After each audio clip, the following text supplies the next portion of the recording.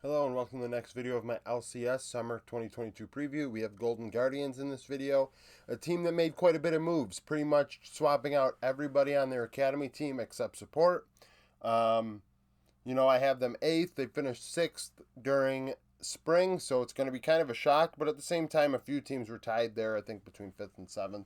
So, I think GG kind of is a team that overperformed. I like Pride Stalker a lot, which we'll get into, but I do believe that they did the right thing by swapping out academy players, and they're going to be better for it. Adding a few guys, and honestly, I think to myself, this is what I would have probably liked to do, theoretically. You want to play the best academy players you can, put pressure on your starters, but also allow for scrims and things like that. Everybody gets better with competition. Golden Guardians 9-9, like I said, finished 6th in spring. Academy 6-10-2, which was the equivalent of 3rd. I still don't know how that works. Lost leaves to go to Immortals, which we touched on yesterday, and 6A now comes back and returns to the 80 carry role with Golden Guardians. And like I said, their academy team completely swapped out everybody but support, so we're going to get into that now. Top lane, Licorice continues to be the starter. Not really all that great. A CS under 8. Licorice, it's kind of in that Kumo range for me. Fake God when he was with Dignitas, and now Gamsu, same thing. Or Gamsu. It's just kind of like players that, are definitely average at best. You won't see them carry games. Under 8 CS per minute, 52% KP, so KP is skewed towards solo lane split push style of champion pool. I believe he played quite a bit of Renekton when it was out of meta. So his CS should be higher than it is. 17% kill share, which is pretty low, and 21% gold share. So Licorice kind of is what he is at this point. It would be nice if they had added a better top laner behind him. Concept I don't think is all that great either. His stats with Immortals Academy below 8 CS per minute against lower level of competition in the Academy League. He's not ready. He's not ready to go. Now, I didn't look to see how old he was, so if he's like 17, 18 years old, well, sure, he can grow and get better. But if he's like in his, 23, 24, range here, we're getting to a point where maybe you should have looked elsewhere. Especially when you have a kill participation of 47%. Less than half the fights he's involved, less than half the kills. And you have a KDA just over 2, so when you do get into fights, you are on struggle street. You're not farming that well at 7.76. 14.7% kill share. The guy is not doing all that well. And what's sad is his gold share is almost equivalent to Licorice's. So that says a lot about Immortals Academy. He played 10 champions in 36 games. I don't really think that helped them much at all. Tony top left.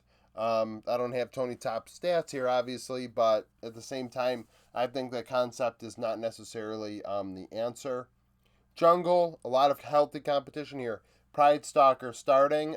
This past split for Golden Guardians, he did very well. He's an interesting player with an interesting champion pool. I love that. I love a player that's a little bit chaotic.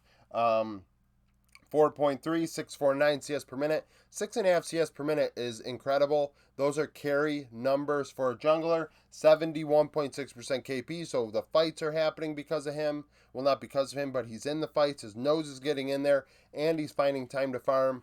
Best of both worlds. One of the better junglers, actually, probably in the LCS. Very underrated. 22% kill share, 20% gold share. A very good player. Played 8 champions in 19 games. I think Pride Stalker, honestly, they should have invested more into top than pulling Acadian in for jungle, because Acadian's very good too. Last year with Dignitas in the LCS, he had a 6.3 CS per minute. Very good. 68.9% KP, like I said, similar to Pride Stalker. He gives you both. He can carry, he can facilitate. Acadian's been around a long time.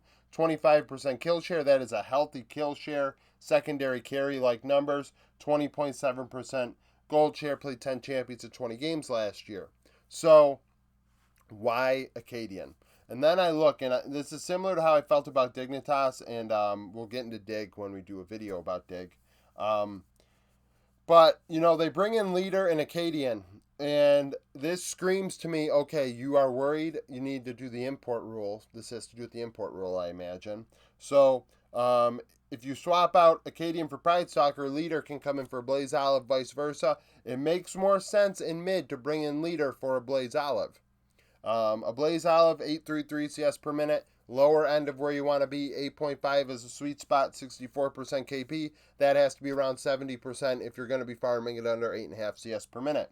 He played 7 champions in 19 games, 22% kill share. So his kill share actually was equivalent to Pride Stalkers, and 21.7% gold share, which is actually very low for a mid laner because he's not farming that well. He's not getting many kills. Blaze Olive really didn't look all that great for large portions of the split. And then you look at Leader. Leader played for Vitality in 2021, did not play at all in spring, but put up better numbers in a tougher league at 874 CS per minute in the LEC, deeper mid lane pool in the LEC, better KDA. Did not fight as much at 62.7%, but I mean we're shaving 1.3 off here, and he's farming at 0.4 better. Also has a lot more kill potential, 28.5% kill potential, 23.4% gold share. So he's getting a good amount of kills. Solid secondary carry kill numbers with Vitality last year. Secondary gold share numbers.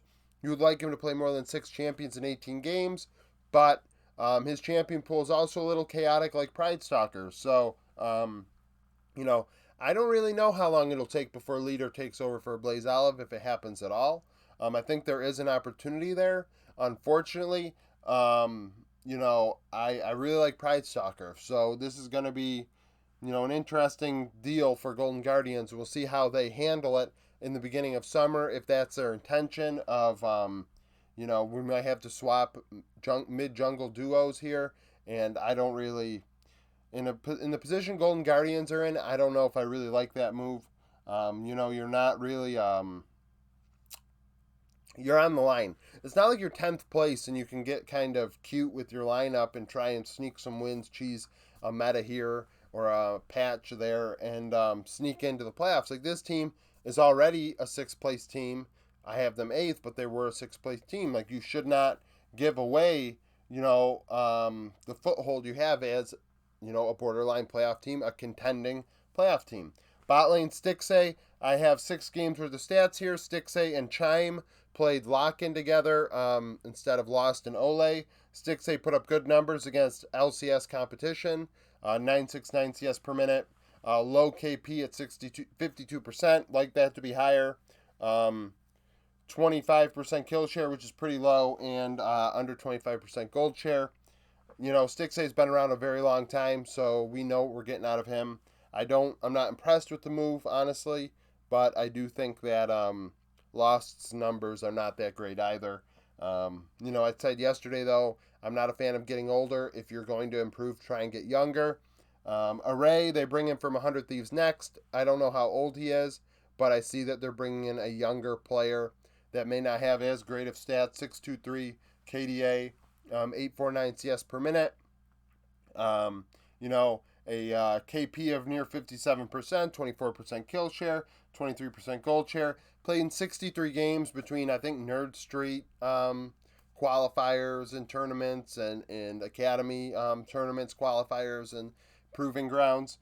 So played a lot of games against amateur competition. We'll see how he does in Academy, see how he can grow being on an Academy roster instead of the 3rd tier roster. Maybe he has more opportunity to farm and do better with Chime alongside him versus what he had before. But, right now his numbers aren't that great, so he needs to build on that in summer. Ole at support, maybe their 2nd best player on the team behind Pride Stalker.